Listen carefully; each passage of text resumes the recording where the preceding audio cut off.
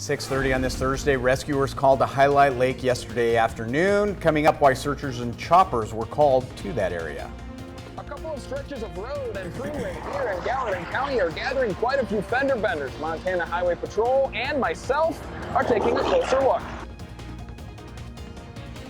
Good morning to you and welcome to your Thursday. I'm Missy O'Malley with Chet Lehman. Matt Elwell has our forecast here in just a moment. Right now, there is no new word this morning on an incident at Highlight Reservoir yesterday afternoon. Emergency crews responded to a call of a child in the water. Crews from the Gallatin County Search and Rescue Team responded about 3 o'clock yesterday afternoon, along with a medical helicopter. So far, Gallatin County Sheriff Brian Goodkin has declined to give any more details about this incident. We, of course, will keep you up to date on air and online as we learn more. And Flathead County officials now have recovered the body of a 64-year-old Canadian man who drowned in Prey Lake in Glacier National Park. Witnesses reported that they had seen the man struggling in the lake Tuesday afternoon and then go underneath the water. Witnesses say the man may have gone into the lake to retrieve a dog. The dog has died. Identity of that man has not yet been released. Also in wildfire news, the horsefly fire near Lincoln has doubled in size since Tuesday morning. That's right. The fire, which sparked on Monday near Flesher Pass, saw significant activity. Growing to around 1,300 acres with 0% containment, evacuations remain in place for Flesher Acres, but residents were able to return to their homes yesterday with deputy escorts to retrieve essential items. Nearly 400 fire personnel are working that blaze, with ground teams working on establishing a line around the fire. Incident management team says they're fortunate they have many resources available to fight this blaze. However, dead standing trees in the area remain a big concern for those crews. And elected officials were given a tour of the North Hills fire yesterday outside of Helena. Yeah, they were able to see the work of firefighters and the importance of forest mitigation. You know, this was a tremendous opportunity to see what happened on the ground and in the trees up in the North Hills. It is also a reminder to us that the wildland-urban interface is real and we live in it. Now, that tour went to the starting point of the fire so that officials could get an understanding of fuel load and the dangers first responders faced with that North Hills fire. Tri-Lakes Fire Chief Bob Drake explained battling the fire would not have been possible without local volunteers, law enforcement, state and federal agencies all working together.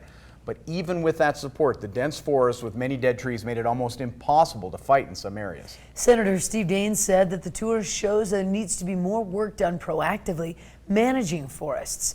Daines has joined with Senator Dianne Feinstein in California to create a bipartisan legislation to expedite and expand the removal of dead and dying hazardous trees in national forests. Either we're going to manage our forests or our forests manage us. And for the sake of public safety, for the sake of environmental stewardship, for the sake of jobs, we need to be better stewards of our forests. And a lightning-caused fire near the eastern boundary of Yellowstone National Park is being watched, but it's not being fought quite yet. Yeah, it's 29-acre fire is burning in a remote part of the park near the boundary with the Shoshone National Forest near Pollock's Peak. The Park Service says the fire does not threaten any trails, backcountry campsites, or patrol cabins, though there is one patrol cabin about 4 miles northeast of that blaze. Park says smoke from the fire may be visible in Sunlight Basin and Crandall, Wyoming. And a Yellowstone National Park employee gets jail time and a hefty fine for starting a fire near the park's north entrance near Gardner. Curtis Foch pled guilty in federal court in Mammoth to starting that fire back on July 26th. He was a seasonal concessions employee at the park, admitted that he dropped a cigarette on the ground that ultimately started the fire. Fire burned 4 acres before it was contained. Foch will spend 3 months in jail, must pay a $5,000 fine, will be on probation for 2 years, and he can't return to the park for 2 years. Callers to the park's tip line are credited with tipping officers to his involvement with that fire. Wow. People in the area doing the right thing. Yep. A lot of news out of Yellowstone National Park. We still have some more to come here this morning. A lot of activity. This is the time of year that we have to be good stewards of the environment. Remember that fire danger is high. Smoke continues to billow across a good portion of western Montana. That smoke tracker there, you can see the thickest smoke out near Helena, Missoula, just to the south of Kalispell. We are under a red flag warning means our fire danger is high. There's a good chance that we'll see some thunder showers developing this afternoon. That'll make erratic winds and lightning a big issue as we head later into the day. Temperatures into the 50s, 40s out toward West Yellowstone. We're not seeing much on radar right now. I do expect the afternoon to fill up the radar with a few showers and thunderstorms. Looks like a fairly isolated chance by 6 o'clock. We'll see more showers and thunderstorms across the area. We're going to break it all down live from the Billion Auto Weather Patio coming up in just a few minutes. Thank you, Matt. We'll look forward to that. Meantime, 6:35, more drivers on the road means the possibility of more people not following the rules and the possibility of more crashes. The Montana Highway Patrol says troopers are dealing with more fender benders on the interstate and major secondary roads like Jackrabbit Lane. MTN's Cody Boyer spent the morning on Jackrabbit counting cars.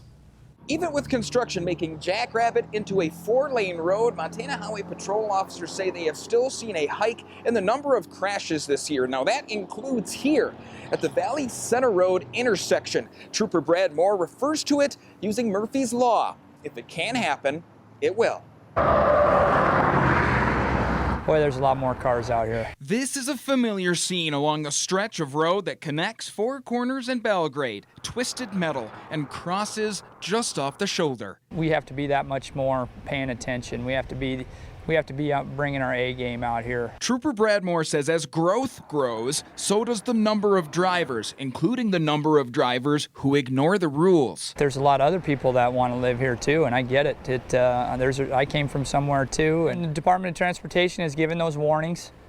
You know, the flashing, hey, heads up, this light's going to be changing. The danger doesn't stop with Jackrabbit. More points to the stretch of interstate between Belgrade and Bozeman as having these issues too. We got big volume of traffic between Bozeman and Belgrade in the morning. I'm seeing vehicles following too closely. I'm seeing people, exit suddenly. Now, many have contacted us about red light runners here at Jackrabbit and Valley Center, something we wanted to check out. Within 15 minutes, several pushed through. There was one. Yellow. Red. Oh. Moore says it goes without saying, this could end in tragedy. And while it hasn't happened in a while, he adds the increased volume increases the chances. If it can happen, it will. Murphy's always out there. Murphy's always looking for an excuse to try to jam me up, and we got to fight Murphy all the time. Now, according to the latest report from MHP, and this is statewide, as of this week, there have been 101 deadly crashes in the state this year, up 3 from last year at this time. In Bozeman, Cody Boyer, MTN News.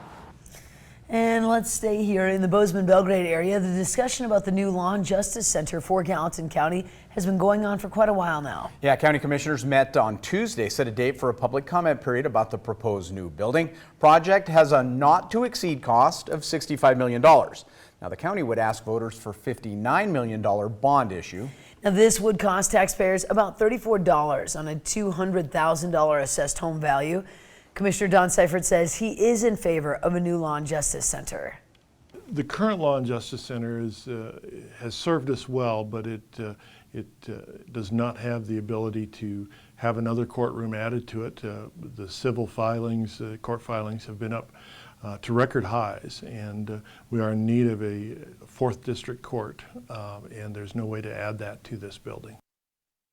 The public hearing will happen Monday, August 12th at the Gallatin County Courthouse. Also, county commissioners have to reach a unanimous decision in order for that proposal to be included on the November ballot. It is very needed. For sure. There's no question there.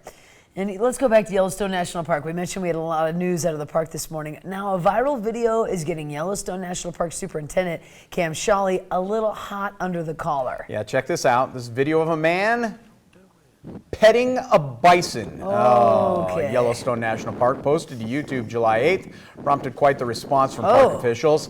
Superintendent Shawley says touching the head of a bison along a park boardwalk showed incredible lack of judgment and common sense.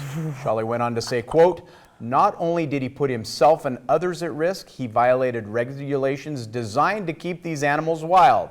We expect better from our visitors.